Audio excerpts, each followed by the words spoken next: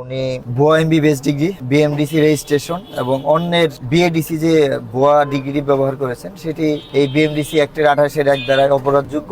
সেই অনুযায়ী 28-এর 1 ধারা মোতাবেক ওনাকে 1 বছরের বিনাশ্রম কারাদণ্ড এবং 200 টাকা জরিমানা করেছে। ভুয়া বিএমডিসি রেজিস্ট্রেশন নাম্বার ব্যবহার করছিলেন।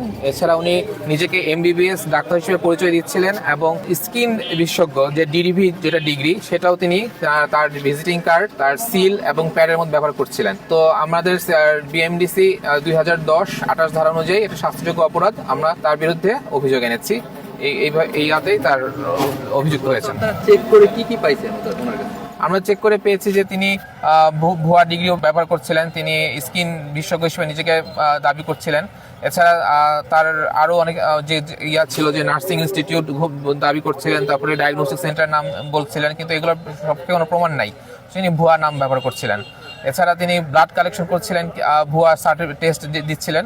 তো এগুলার কোনো রেজিস্ট্রেশন বা কোনো অনুমতি সিভিল সার্জন অফিস থেকে তিনি নেন নাই। টেস্ট রিপোর্টগুলো দিত সেগুলো উনি নিজে থেকেই তৈরি করে দিত। আমরা ওনার টেস্টের কোনো রিপোর্ট পাইনি, কিন্তু ব্লাড স্যাম্পল কালেকশন করার জিনিসপত্র পেয়েছি।